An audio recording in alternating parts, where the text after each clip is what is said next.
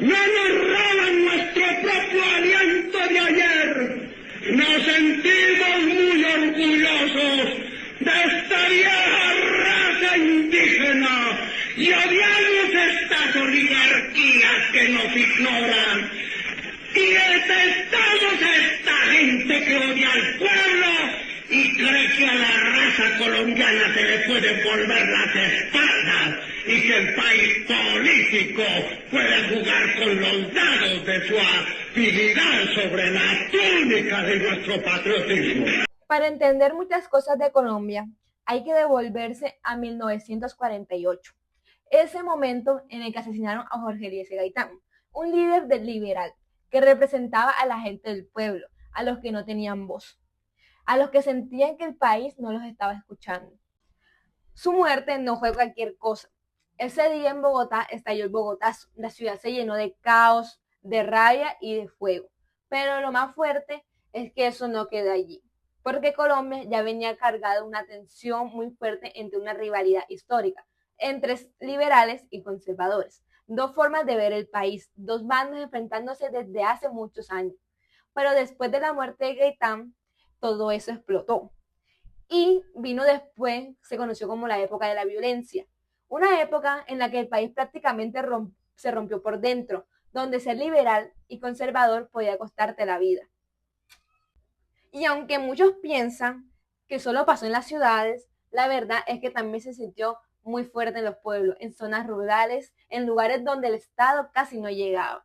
Por ejemplo, en regiones como Ciénega, la gente vivía con constante miedo, porque en cualquier momento podía llegar personas de otros pueblos a atacar, a vengarse y a generar más violencia. Entonces, la gente hacía lo único que podía hacer, defenderse.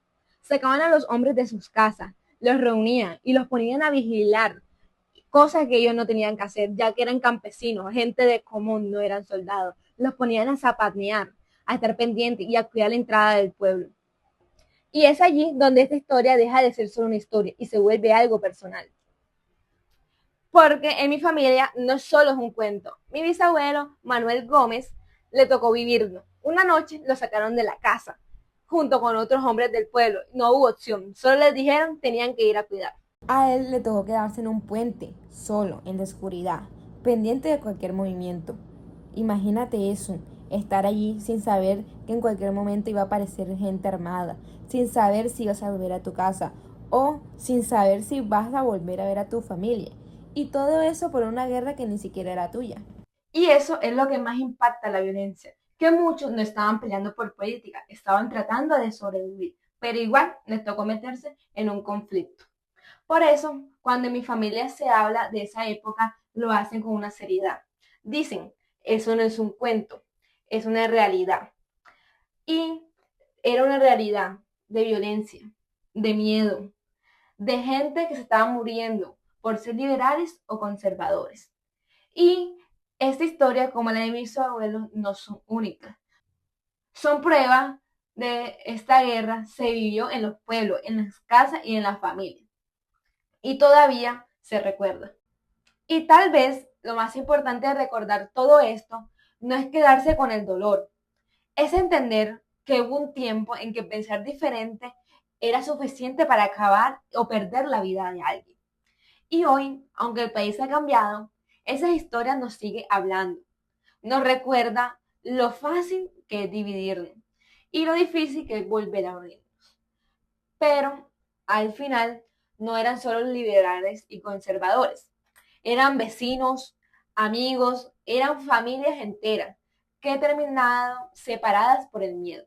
Y eso deja huellas, huellas que no siempre se ven, pero que siguen allí, en la memoria de los pueblos, en las historias que se cuentan en voz baja, en los silencios de los que prefieren no recordar. Y por eso, cuando pienso en mi bisabuelo, no lo veo como alguien que vivió en medio de la violencia. Lo veo como alguien que resistió, como alguien que hizo lo que pudo para proteger lo poco que tenía. Y creo que ahí está el verdadero mensaje, que incluso en medio del miedo la gente sigue cuidando lo suyo, seguían luchando, no por política, sino por la vida. Y uno lo mira bien. Eso también es una forma de valentía, porque sobrevivir, quedarse y resistir también es una manera de decir aquí seguimos. Y tal vez recordar eso hoy es una forma de no repetir el mañana.